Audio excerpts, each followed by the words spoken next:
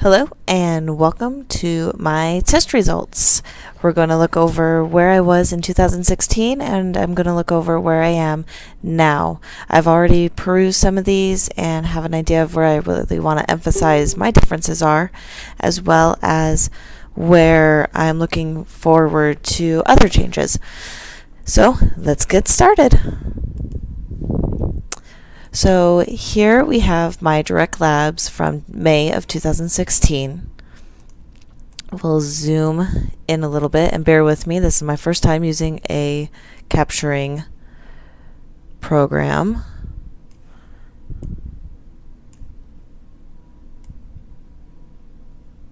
Okay. All right. That looks a little bit better. Okay. So the first one we notice is the total cholesterol. My result shows 167, and the reference range that we want is 125 to 200. So it is within range, but it's still on the higher side. So what are we looking for when we look at this cholesterol number? Well, for starters, cholesterol affects our heart. It circulates in the blood, and there are two kinds. We know there's the LDL, which is bad, and the HDL, which is good. The total cholesterol shows the overall health of my cholesterol, which is, at this time, was a little high, but still within reason. Next, we look at the HDL cholesterol. We look at the HDL cholesterol. It's 56, so it was a little bit high. It was higher than the baseline, which is 46, and they want it to be higher than 46 in this test. Mine was 56, and that's okay, but it definitely has room for improvement. Next, we have triglycerides. Now, the triglycerides are a form of fat in the body and store excess energy from the foods that we eat. Having an elevated number combined with the elevated LDL and a lower HDL and an elevated CRP, which we're going to cover later, would put a person at a very increased risk of having a cardiovascular episode. So, be it heart attack, stroke, any variation thereof. I consider mine on the higher side of normal and was very glad to see it has actually dropped in 2017, and we'll look at that. Now, moving on to LDL cholesterol. So, LDL is bad cholesterol that contributes to a buildup on our arteries. This buildup makes it difficult for blood to pass through, and that's really where the issues is, and why we have such increased risks of strokes and heart attacks is because of all that blockage.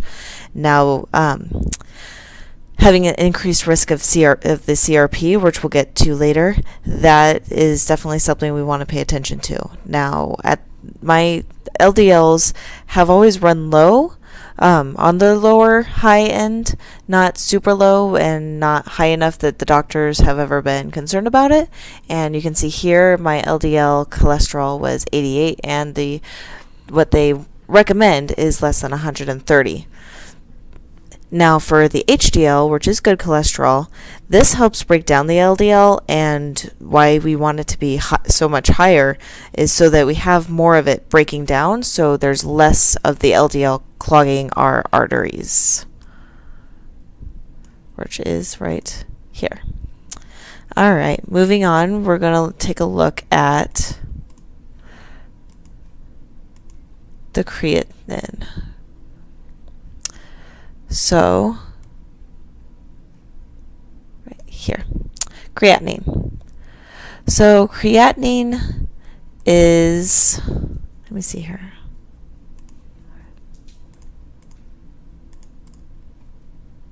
Oh, good. Okay. So, creatinine is used to measure inflammation in muscles or for testing for muscle damage. The issue I have with this test is that it can be elevated by any number of things going on. If you recently got an injection, it will show elevated because of the inflammation around the injection site. If you exercise the day before getting this test, it will show up elevated. This test has been used in the past to check for muscle degradation primarily, which is probably a better use of it than to check for inflammation markers. That said, when I retest in a month, I think I'll make sure that I haven't done any taekwondo for a few days, and see if that affects that as well. Next, we're going to take a look at the TCH. Scroll down here to my TCH. Where's my TCH? I'm going to remove that. Oh, TCH, I know you're here.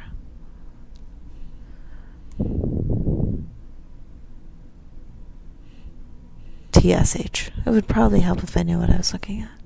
Here we go. All the way down at the bottom. Okay. So TSH is the thyroid stimulating hormone. This hormone regulates the thyroid hormones, thyroxine and tridothyronine. It can be used to check for thyroid disorders. My numbers were normal and have usually always fallen in the normal range, as you can see here. Next, we're going to take a look at my glucose, and I am hopping around on this page just because I want to stay in line with where the Ulta Labs results are going to be for the next one. All right. Glucose. So again, my glucose ran in the normal range, which is great. That's obviously what we're looking for. My glucose, even to this year, was still within the normal range. It is on the higher range of normal, although I've never been diagnosed with borderline diabetes type 2. I do keep an eye on it, so I'm interested to see if it helps go down anymore, and this is just kind of an elevated from everything that was going on. Excuse me. Or what? Alright, next we're going to take a look at amylase. Bloop. I remember that one's down here. So amylase. My amylase went down several points, and this test is used to check for acute or chronic pancreatitis. The pancreas, we should all know, is very important in breaking down foods. It also helps regulate the body's blood glucose levels, and it's what releases insulin into the bloodstream. For me, these results were very important in knowing where I stand with the likelihood of getting diabetes or determining if I'll ever get diabetes. So for the rest of the results, I'm going to go quick. Over them and give a quick reference points if there's not anything that's of real importance or anything that was significantly changed. So hopefully the next few, because we have several to get through, will be rather quick. Alright. Albumin. We're going to take a look at the albumin. So my albumin was within the normal range. Albumin checks liver health and overall can be representative of a person's overall nutritional health. So this was good. Next, we're going to look at albumin globulin ratio, and mine was 1.5, and the ratio is between 1 and 2.5, so that's fine. This is used to check the overall health status and used in conjunction with the protein levels to see where your body is at. Alkaline phosphate, which is within the normal range, is used to detect liver or bone disorders. It can also be known as ALP. Now, ALT is also called and bear with me, alanine aminotransferase. It's used to detect liver injury. Now, at this time, it was considered high because it fell 1 point out of range. I was previously suspected to have fatty liver disease because of that, as well as having symptoms of having gallstones when I didn't actually have my gallbladder anymore and shouldn't have gallstones. Apparently that can be from a sluggish liver, which is just kind of pushing all those fluids and things through you slower. So that was definitely a good point of interest for me, particularly. Next is the AST, which is aspartate aminotransferase. It's like ALT and used to diagnose liver disorders and disease or damages done to the liver. My number was on the higher side of normal, and I'm glad to see that this year, it went down. Get down. Sorry, my dog is wanting love and attention. All right. Now my bilirubin total right here, 0.5, normal side, lower side of normal, so nothing too great about that. That's used to detect jaundice, blocked liver ducts, bile ducts, liver disease, things like that, so nothing of real interest there. It's normal, so yay. And let's see, we've got the GGT. I'm not seeing it right here. There it is. GGT.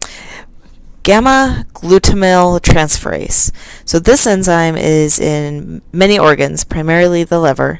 It becomes elevated whenever there's damage to the liver or bile ducts, and I'm pleased to see that this was also lowered next year, and even lower than the 23, which was still within range. So I'm happy about that. Next, we're going to take a look at globulin. My globulin, of course, as you can see, was within the normal ranges as well. This test checks for proteins other than albumin. My LD, where's my LD? LD, which is lactate dehydrogenase. This enzyme is nonspecific and used to evaluate different diseases and conditions. It can indicate tissue damage, anemia, certain cancers, and again, mine was on the higher side of normal, and I'm happy to see that it's lower now, and we'll see how much lower in just a moment. Now, proteins. My protein total is 6.9, which is lower side of normal. This test is used with albumin to determine the overall nutrition and health within your body. Next is ones that look at kidney function. So we've got calcium, that I was at 9.9, so higher side of normal. And if you don't know what calcium does, it's calcium, bones, help your body. What more do you need to know about calcium, really? Creatinine, which was 0.65, just on the high, just a bit higher than the low side of normal.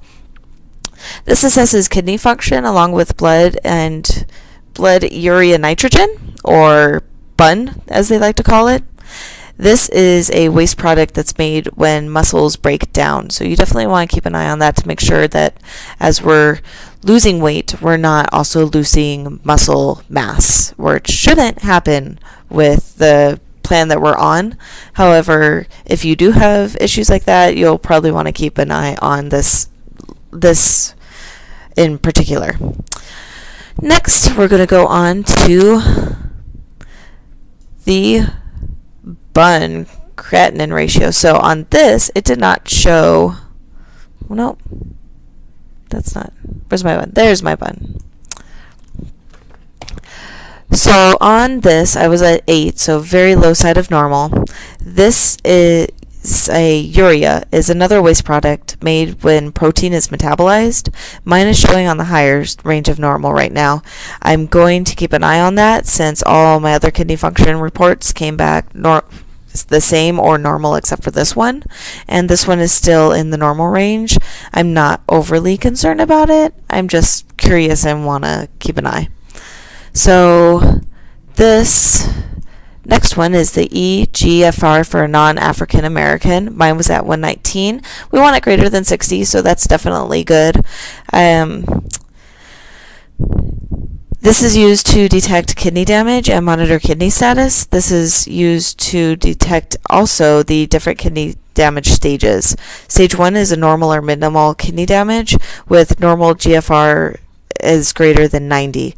Complete kidney failure comes when this eGFR drops down to 15 or less, and I'll provide a great link on where I got a handy-dandy table that shows what the different stages are and what values they need to be to have that.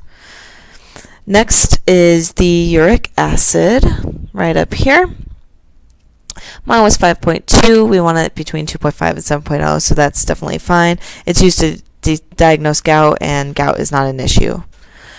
Next, we have dioxide, and we have chloride and potassium and sodium. These are all electrolytes.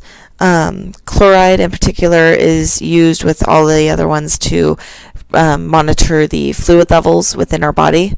So seeing that they are all within a decently normal range, not too worried about any kind of fluid retention or anything like that. So that is great. And moving on. All right, now we're going to get into my blood health. I love looking at the actual blood health and not all the extra deep stuff. In particular, I've suffered from anemia, so the blood information is of particular interest to me. So maybe that's why I put such an emphasis on it. So, excuse me. Next, we're going to look at our total iron, which is... Where's my total iron? Iron. Was that up top? It was probably up top, wasn't it? Yep, here it is. Total iron. My total iron is 55. Range is 40 to 190, so lower side of normal. I was particularly interested when I got the results this year, since I do have intermediate anemia, and I've been noticing that I've also noticed that on my plan, the majority of the vegetables that I have are ones that are high in iron, such as broccoli, bok choy, spinach. Other leafy green vegetables are primarily what's on my plan, and I found that particularly interesting. And I also wanted to compare it to now because I've been feeling a little bit more anemic lately, bruising more easily. And I also just finished having a period for 2 weeks because of my wonderful birth control.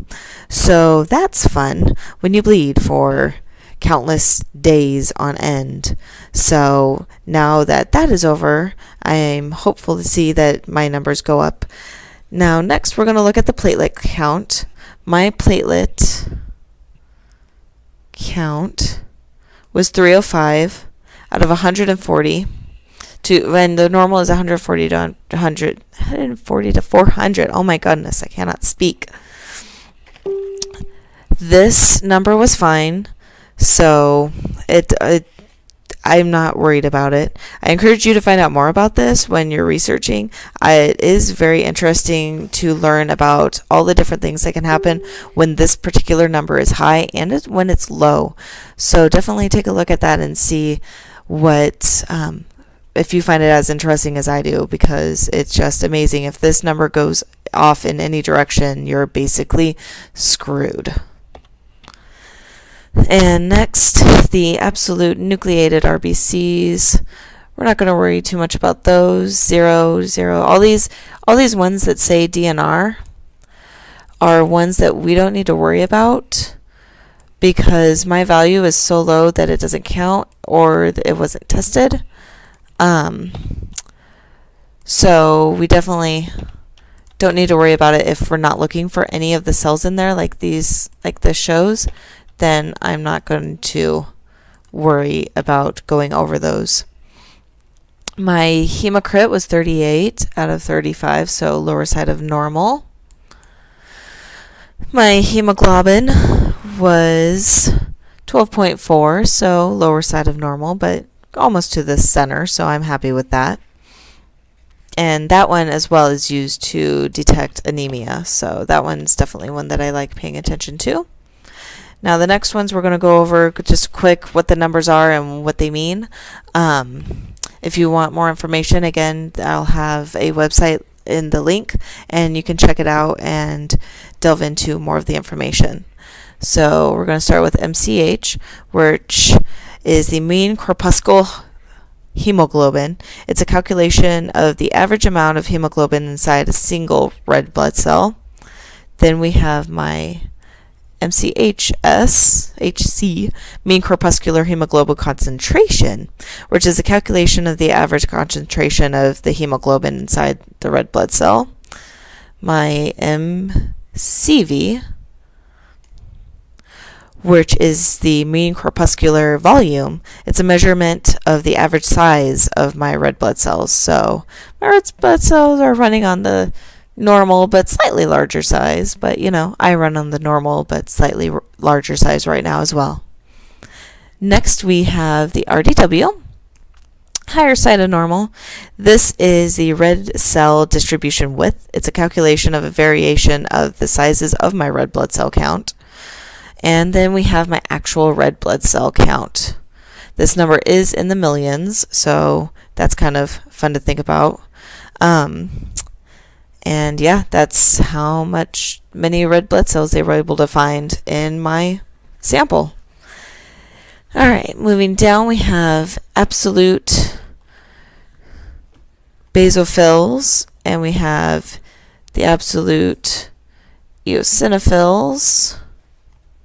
There's my basophils, my eosinophils, my lymphocytes, my monocytes, my regular basophils, my regular eosinophils, my regular monocytes. Fix that. There we go.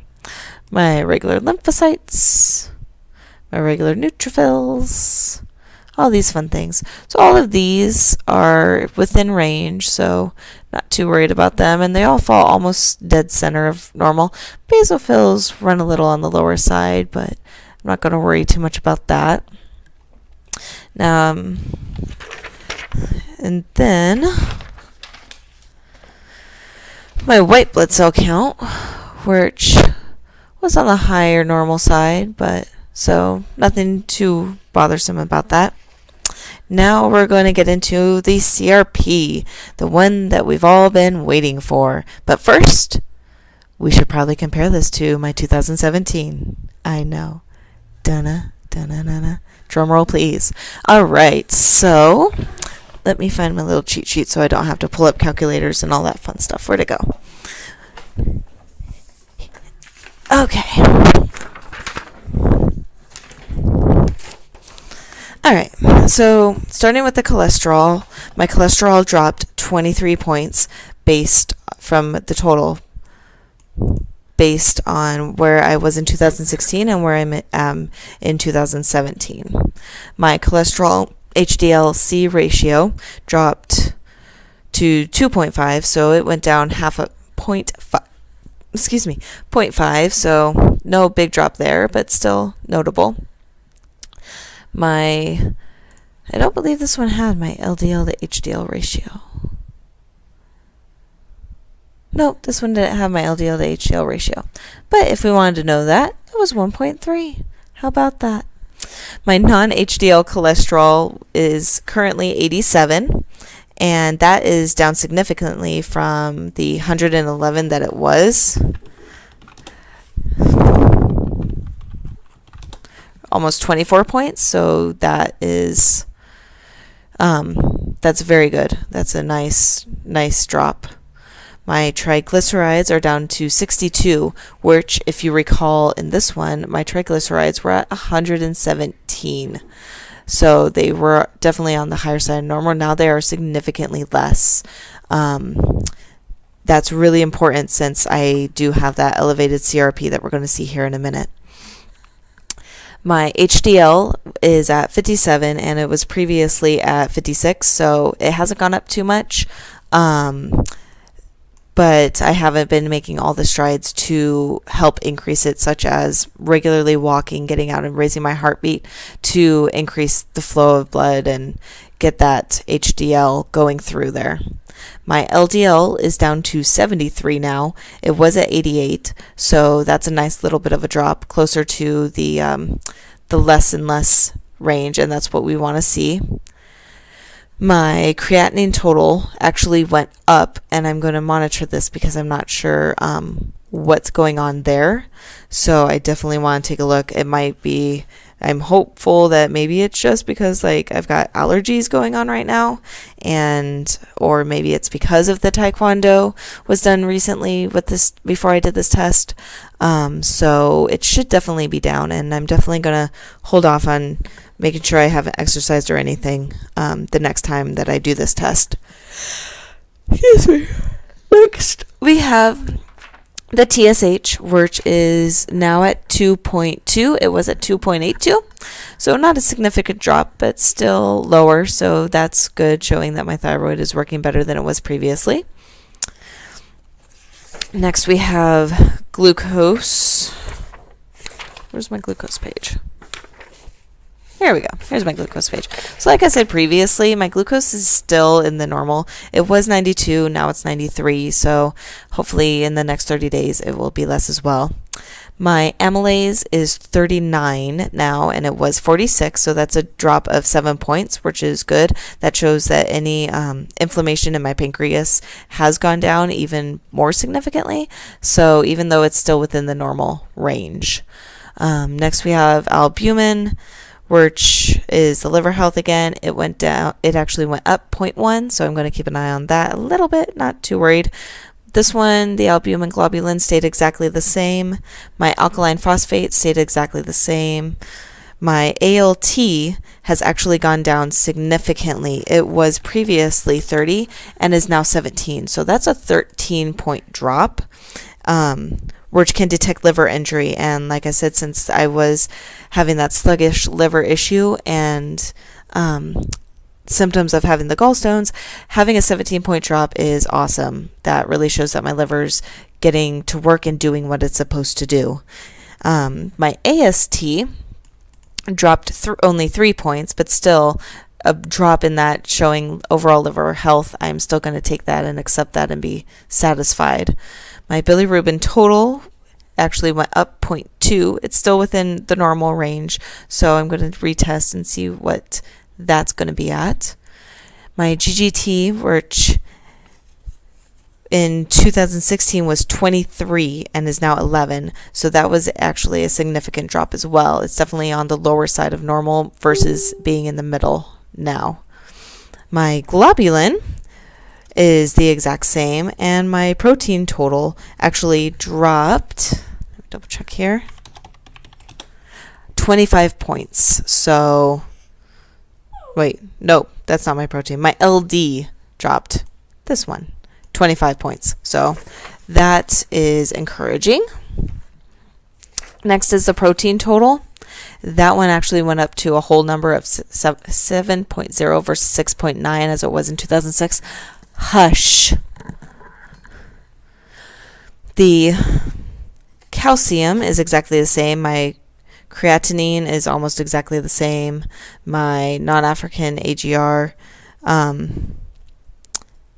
is almost exactly the same. It's a 3-point drop, so nothing significant about that one. My bun is actually up, so I'm going to keep an eye on that one. It's in the middle, so I'm satisfied with it, but it's just curious that it was at an 8 and now it's at a 12, so just going to keep my eye on that one. Next, we've got the uric acid. My uric acid in 2016 was 5.2 and is now at a 4.9, so my uric acid definitely went down, and so that's good.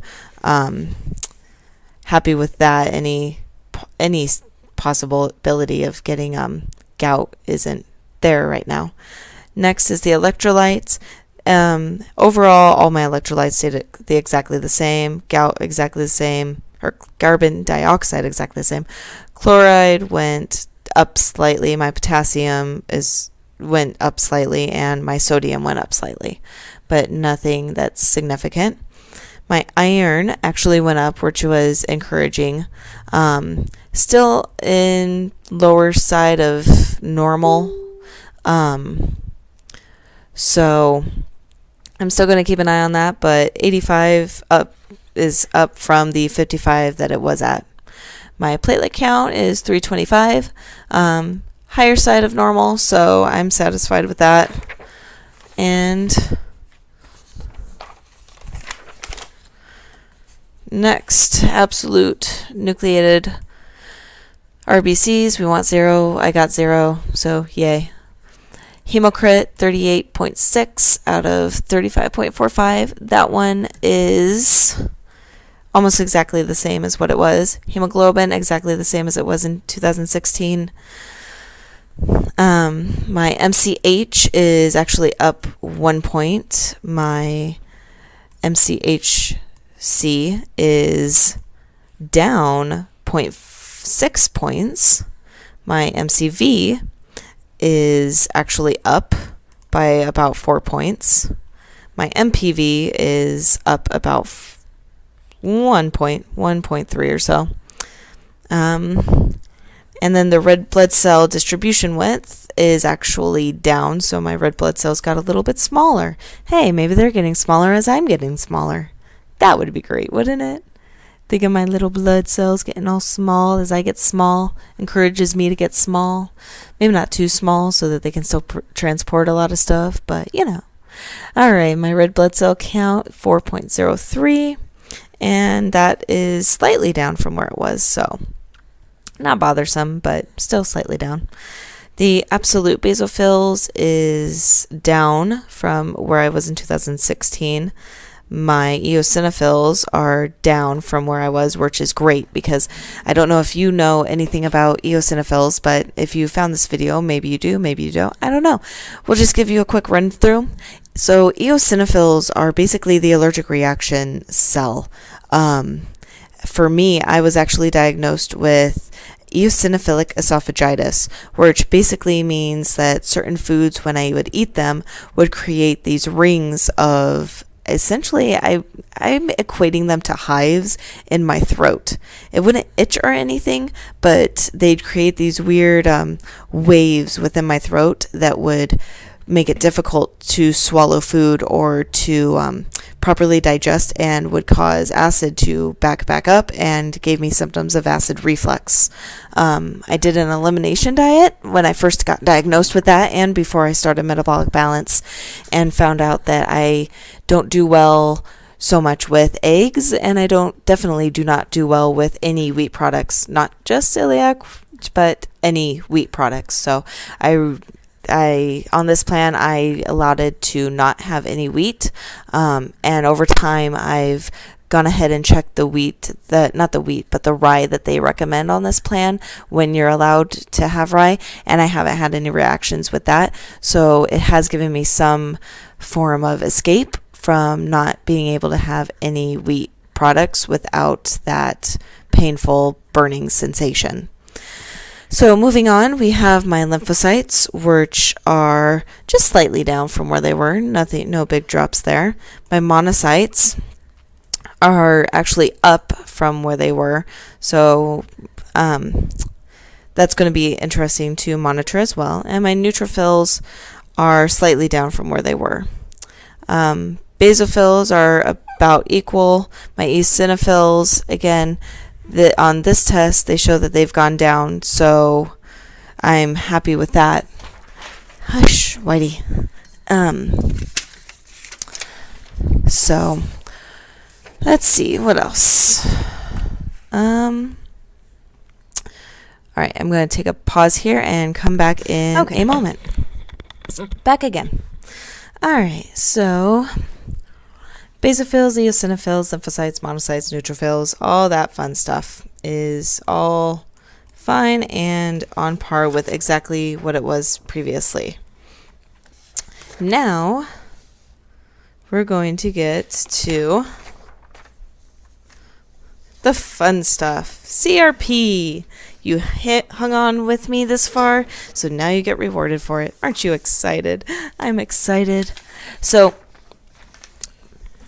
first, let's discuss what the CRP is before we really delve into it. That way we can fully understand why my numbers and monitoring it was so significant for me.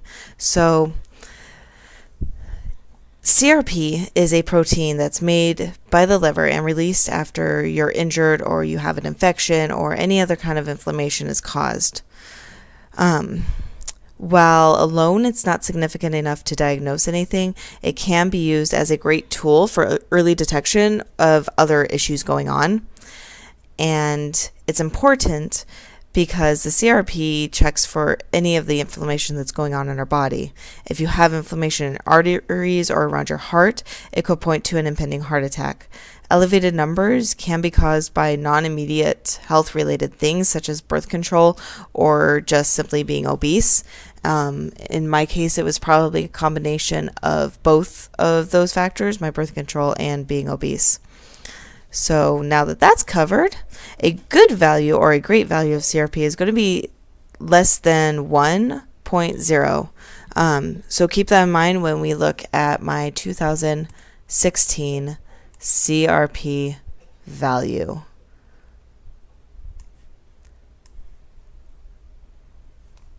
Bam.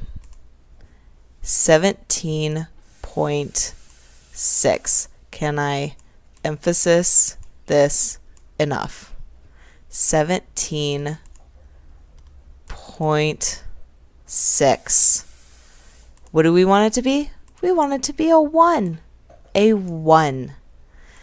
So when I got this, I immediately spoke with a naturopath, and he was actually surprised. He had never had a patient or known anybody to have such an elevated CRP. So it was actually very shocking and scary, because this coupled with other things can show a very high risk of heart attack or, like I said, impending heart attack.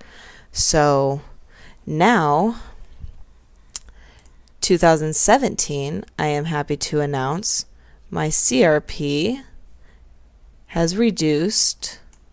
It has, aren't you excited? To 7.6. That is a 10-point drop. It's still on the high side, so I still need to monitor it and make sure everything else isn't going to cause me a problem. But 7.6, a 10-point drop in a year is actually pretty significant in my opinion. Now, I'm not a doctor, so I don't know exactly. I don't know exactly how quickly you can drop a CRP number, but I think 10 points in anything overall in a year is significant in it of itself. So that basically covers everything about the blood work that you get when you sign up for our plan, and what it all means and why it's important. If you have any questions or would like more information, you can message me below, and I look forward to getting to know you if you want to sign up and get this done yourself and see where you're at. And hopefully you won't have a CRP that starts out as 17.6. That's the goal. So this has been Coach Mary, and I hope you've enjoyed this little insight into my lab results. We'll be doing this again when I get my results back at the end of the month for my 30 days of being strictly on the plan and seeing where everything is. So I look forward to seeing you then.